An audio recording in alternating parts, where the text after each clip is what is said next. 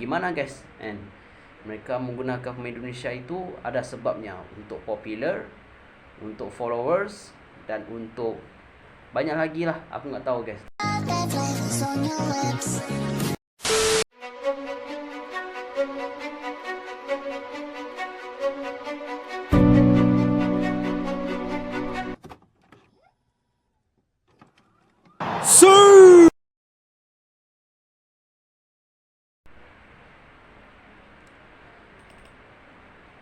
Assalamualaikum guys, welcome back to my channel. It's a Bola God number one baby. Apa khabar kalian semua guys? Hari ini aku mau reaction salah satu video daripada Bung Harpa guys. Bung Harpa, Bung Ropan, Bung Binder, semua correction yang informasinya itu yang rasmi guys. Aku nggak percaya guys.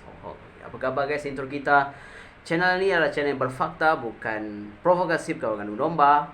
Yang komen-komen rasis negatif kamu tidak diperlukan di dalam channel ini. Channel ini hanya menyatukan untuk seluruh umat manusia di seluruh dunia ini guys. Okay, sentiasa IQ tinggi, jangan IQ rendah. Aku tidak layan orang IQ rendah. Okay, ini kita mau reaction, yaitu salah satu video dari Bung Harpa, yaitu menebak arah karir Tom Hai dan Ragnar. Dan banyak lagi player-player.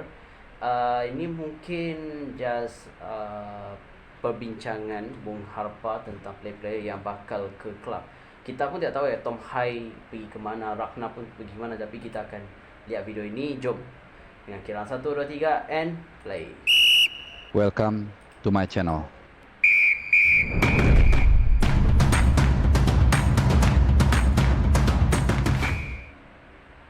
Salam sehat, selamat hari Selasa teman-teman semua. Apa kabar kalian? Seperti biasa, gue selalu berharap kalian dalam keadaan sehat walafiat, tidak kekurangan apapun. Dan tentu saja sebelum gue memulai, gue mau mengucapkan terima kasih atas atensi kalian, atas juga dukungan selama ini, baik yang sudah subscribe maupun yang belum. Oke, tanpa berlama-lama, di edisi kali ini gue akan bahas soal 2, 3, 4 pemain diaspora yang ya kira-kira nasibnya seperti apa nanti di tahun yang baru, di musim yang baru. Apakah sudah ada yang confirm membela klub mana atau tetap atau bagaimana? Jadi ada 3 atau 4 nama yang gue bahas di sini. Pertama ada Ragnar Oratmangun, kemudian juga ada Tom Haye, kemudian juga ada Marcelo Ferdinand. Kira-kira dari 3 nama ini, jadi bukan 3 atau 4, jadi cuma 3. Kira-kira seperti apa arah perjalanan karir mereka di klub-klub, apakah di Eropa atau kemana ya? Oke. Dan mungkin bukan hanya soal isu transfer yang akan gue bahas di sini, tapi implikasinya yang mungkin juga luput dari pengamatan kita. Jadi kalau dia milih klub ini, nanti implikasinya apa? Kalau dia milih klub ini, implikasinya apa? Nah, ini yang mau gue ajak kita semua bareng-bareng diskusi di kesempatan kali ini. Jadi yang pertama dulu, mungkin gue mulai dari Tom Haye deh ya. Dari Tom Haye ini memang belum ada yang fix 100% dari ketiga nama ini. Ya tapi ya bisa kita endus lah kira-kira kemana arahnya. Jadi Tom Haye memang kelihatannya hampir pasti tidak akan lanjut ya bersama dengan Heerenveen, tim yang dia belanya musim lalu. Ada memang beberapa isu yang mengatakan ada dua arah klub yang akan mungkin dibela dia, yaitu Nice ya. Kenapa? Karena di IG terbarunya dia memberikan kode ON ya kan, singkatan dari Nice kan OGCN kalau nggak salah ya, OGC Nice itu. Jadi ON mungkin maksudnya itu OGC Nice. Atau juga ada yang mengatakan, ini masih gosip ya, jadi belum here we go, itu katanya dia akan ke klub Turki, ke Besiktas. Nah kalau memang satu dari 2 opsi ini dia ambil, berarti ini untuk pertama kalinya Tom Haye akan merantau atau keluar dari Liga Belanda atau Eredivisie, karena sebelumnya dia selalu berkutat di Liga domestik di Belanda. Oke. Nah kalau ini sebenarnya nggak terlalu ada implikasi, karena 2 klub yang dituju ini adalah klub di liga utama di masing-masing negara. Nanti gua akan jelaskan kenapa ini tidak terlalu berimplikasi atau tidak menjadi big deal ya, atau masalah atau isu terkait dengan persiapan timnas kita nanti ke 5 September melawan Arab Saudi dan juga 10 September menghadapi Australia di Gelora Bung Tomo. Nah, yang kedua ini isu soal Ragnar Oratmangun, ini yang kalau memang benar ya, dia akan entah dipinjamkan atau dijual ke Cadiz. Ini adalah klub dari Segunda Division atau divisi 2-nya Liga Spanyol. Nah, ini akan jadi isu teman-teman kalau memang benar ya. Kenapa? Karena di Segunda Division ini atau di kasta kedua sepak bola profesional di beberapa belahan dunia itu biasanya dia nggak terlalu relate dengan international break ya. Seperti nanti gue nggak tahu ya, gue bisa share nggak sama kalian semua. Seperti misalnya jadwalnya kita lihat, Cadiz itu sampai tanggal 1 September mereka masih main. Bahkan tanggal 8 September, which is itu adalah tanggal diantara kita akan menghadapi Arab Saudi dan Australia.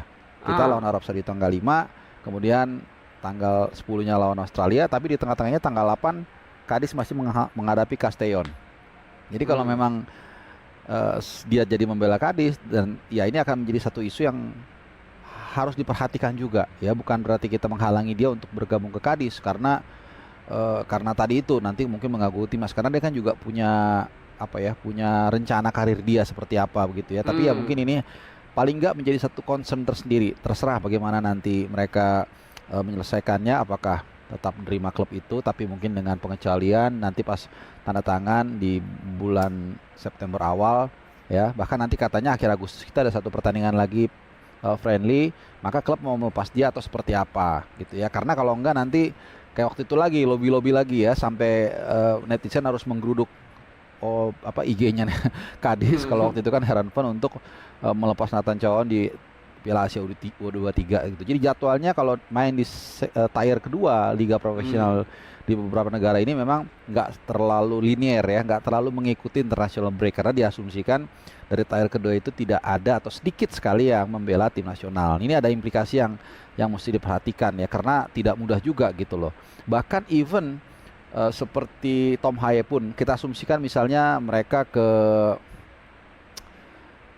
Nice ya, ke Nice. Nah, kalau ke Nice itu dia kan mengikuti jadwal internasional. Jadi karena kan juga tim-tim di Ligue 1 juga kan pasti banyak yang membela tim nasional Prancis lah atau mungkin Afrika dan sebagainya. Sehingga kalau kita lihat jadwalnya ya sangat kondusif ya. Jadi pertandingan terakhir Nice itu tanggal 1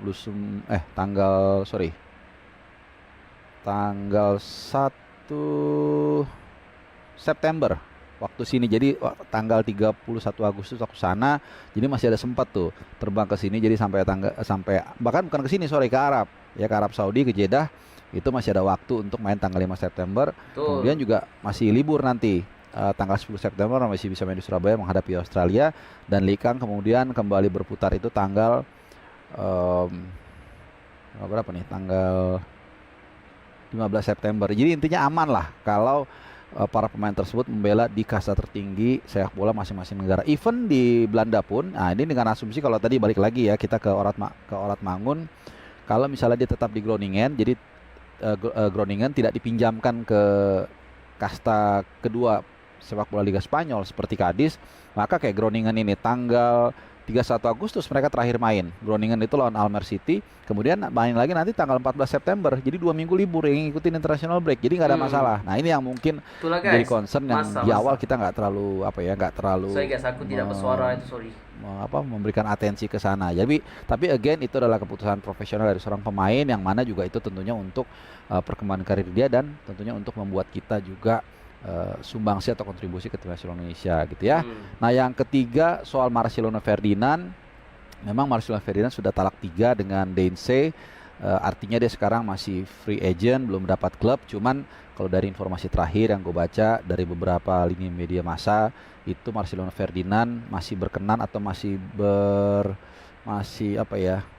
ngotot lah untuk mencoba merumput di Spanyol lagi di Eropa. Nah, menurut gue sih itu hak dia, tapi yang penting dimanapun dia main ya, kalau bisa kombinasinya antara dia memilih klub yang cukup mumpuni, tapi yang terpenting juga main reguler. Karena berkali-kali gue mengatakan jangan silau dengan misalnya ditawar klub besar atau bahkan di Eropa sekalipun, tapi kalau nggak main ya percuma, buat apa gitu ya. Ambillah yang tengah-tengah kira-kira. Kalaupun mungkin dia nggak bisa main di Eropa, mungkin dia bisa main di kasta mungkin K-League bisa ya, atau mungkin di mana. Tapi kalau di Jepang sih jangan ya, karena kita sudah punya pengalaman Pratama Arhan dan juga Justin Hubner yang quote by quote hanya digunakan untuk marketing ya. Jadi sekali lagi harus hati-hati juga pilih klub. Dan peran dari agen ini juga untuk memberikan advice ya kepada sang pemain untuk tidak tidak silau dengan gaji dan juga nama besar ya, walaupun itu hak dia karena setiap orang punya keresahannya sendiri-sendiri ya. Kita sih mungkin gampang bilang main di luar dong, main di Eropa biar bagus ya. Tapi kan semua masing-masing orang punya prioritas dalam hidup. Ya, walaupun kita tentunya berharap mereka berkembang, mereka bisa bermain di liga terbaik di dunia ya, bahkan seperti Jai Itses juga Bang Jai yang ya kita lihat sangat firm, sangat stabil, sangat sangat reguler ya di Venezia, yang gue pikir akan aman ya di musim depan membela Venezia. Sementara sedikit mungkin kita ke Inggris, Nathan Chow juga sudah kembali ke Swansea lagi dan belum ada isu, tidak sekuat Elkan Bagot yang kabarnya akan kembali dipinjamkan. Kalau Nathan belum ada kabar. Nah, untuk Elkan Bagot sendiri menarik ya, kalau kalian main Fantasy League itu namanya sudah ada di bursa pemain lah gitu. Harganya 4,0 paling murah, tapi kita nggak tahu kan, masih ada sampai akhir Agustus biasanya ya, bursa transfer masih bisa ya. Konon kabarnya dia akan dipinjamkan, kita nggak tahu kemana, tapi ya lumayan lah.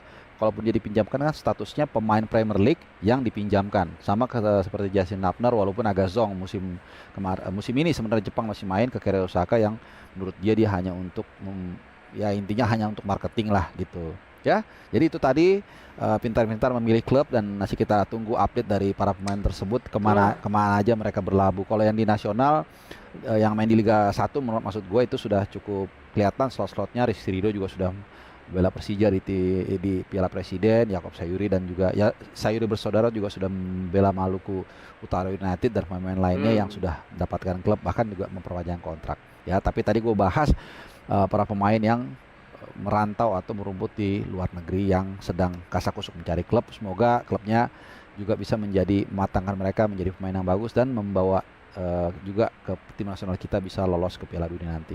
Alright, terima kasih buat teman-teman semua. Jangan lupa like, subscribe, dan komen, nyalakan loncengnya, dan kita ketemu lagi di edisi yang berikutnya. Jaga kesehatan selalu ya.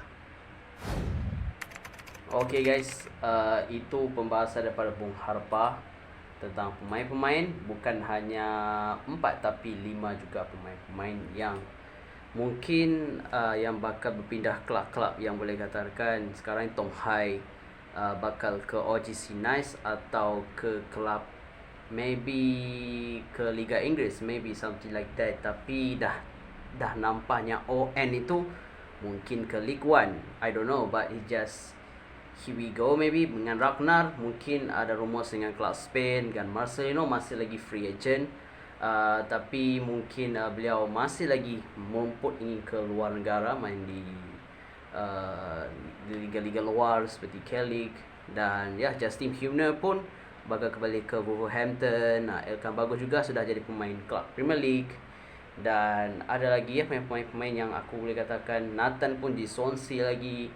Dan info-info yang aku dapat daripada Bung Harpa sendiri. Terima kasih Bung Harpa memberikan kita info yang boleh katakan kita faham lah.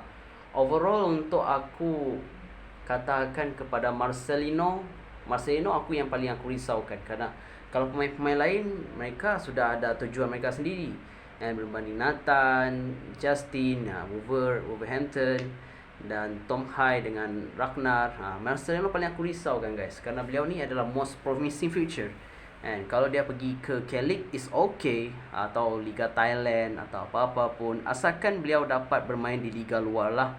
Dan jangan pergi ke J-League guys. Kalau kita lihat tadi kan, Bung Harpa katakan J-League, kenapa pemain kita tidak boleh pergi ke J-League? Karena aku tahu guys, kalau J-League ni hanya menggunakan pemain Indonesia untuk mereka punya follower. I don't know, but J-League maybe menggunakan pemain Indonesia untuk mendapatkan follower atau ya popular, maybe something like that. But bagi aku lagi better main di liga-liga di Korea atau whatever. For me it's good for pemain Indonesia lah. Tapi mau gimana guys, and mereka menggunakan pemain Indonesia itu ada sebabnya, untuk popular, untuk followers, dan untuk banyak lagi lah. Aku nggak tahu guys, tapi apapun itu saya video kita kali ini. Jangan lupa like, share, and subscribe, komen pemain favorite anda semua. Okay, apapun, assalamualaikum amigos baby.